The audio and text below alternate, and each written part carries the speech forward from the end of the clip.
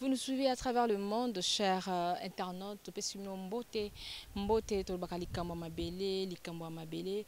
Bandeko balandi singe ko eba été depuis le mercredi 29 novembre ndeko Daniel Safou wazali moko ya bapandi sango o penza abunda kapo na Congo na lolenge ya solo a informa ka penza population mokolo ya le 29 basila ko enlevé ye après le 30 aussi liko kutaye na mbeto ya hôpital toyibi penza likambo penza eza penza ndenge nini toyibi penza malamu te c'est vrai que ba rumeur ko bima penza moi par-ci par là yango c'est la raison pour laquelle la mama Afrika Léa nde tolobaka il faut que à la source enfin ya ko informer bino tozali penza awa na maître avocat ya Daniel Safou papi Mbaki ndombele na epena to kobeta penza mwa masolo ameka ko préciser biso eza penza nini mbote ndeko papi.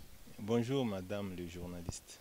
Kopesa déjà mbote na ba internet surtout bazui occasion ko landa mokola lelo pesa ba mbote. Bon, on a pesi bande on a biso nyonso mbote ya diaspora tout comme paix intérieur et du point de vue internet bazo landa biso mbote mingi na bino et puis bonne fin d'année.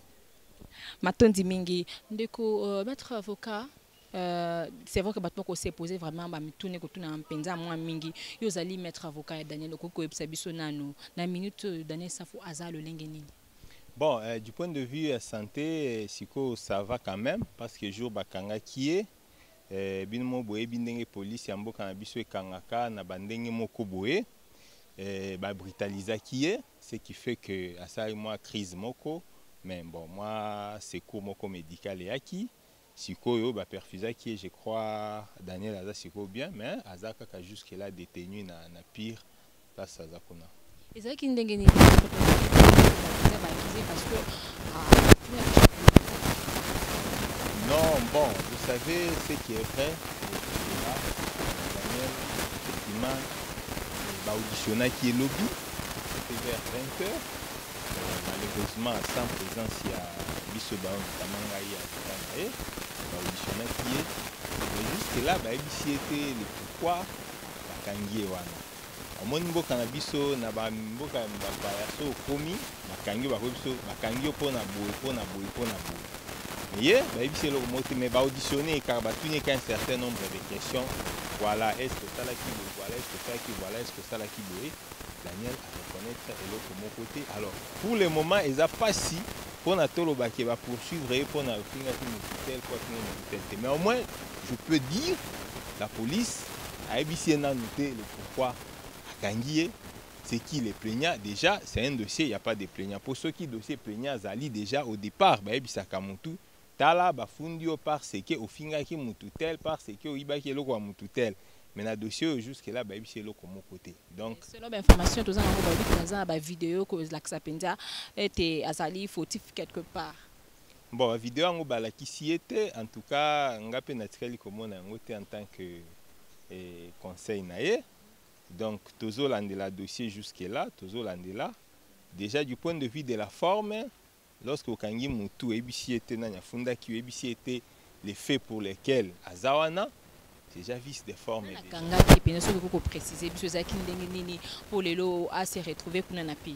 Bon, Daniel Azaki dans son quartier, et puis avec des amis, il était brusqué à un colonel à Kitiwana, à Kangie, et puis Bakena à pire, et voilà. Il y a des problèmes, sans mandat et tout, Bamimi et Bakangi, donc on ne sait jamais, on ne sait rien. Donc jusque-là, on a toujours dans le dossier. Bon, nous disons que ça on va libérer s'ils estiment que libérer, parce que déjà 48 heures la police, selon Mibé Kwazaka, 48 heures pour nous détenir en garde à vue. Et puis, ces 48 heures, elle est qui atteindre comme ça dans le parquet. Au moins, dans le parquet, tu as dit que le parquet est censé maîtriser le droit. Parquet a bien traiter ce dossier-là. Vous avez rassuré à ce que Daniel Safou a causé en liberté? Oui, mais ils ont la liberté pour ça les l'autre côté. Pour ça les l'autre côté. Au moins, il y a déjà un dossier judiciaire. Debout à Kangem pendant 2 jours. Si étaient les motifs ou les raisons pour lesquelles c'est qu'il y a un dossier vide. pour ceux qui déjà à la marque effectivement ça là qui est le tel bah quoi ce tel ça là qui bah preuve p yango. Donc jusque là on ne sait pas les raisons pour lesquelles il est arrêté là-bas, mais il a été auditionné, va poser une simple question. Alors il se pose une question, na bande ni que poursuivre pour tel. Non, l'obio kende izando. Oui, na kende ki na kende kité. C'est pas pour autant que vous savez que le na kende zando fonga mona ba keno boita on suna iba ki non, il faut sanga l'obio kende izando o iba ki o sala ki bo sala jusque là ba c'est c'est vrai que penza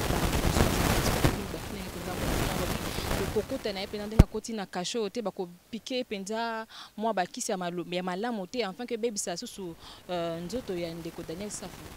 Bon wana je ne peux pas prêter l'intention peut-être ya mabena ya médecin na bakreta qui est, mais de toutes les façons après wana Daniel a passé na moi examen moko général ça peut ba santé na sur la normal avant et après azala place azala mingi déjà alors que ça na internet nyonso tu nini baoyo baningaka Daniel Safou bao banisana na Daniel Safou ko rassurer bango nini poto koka bwana yo.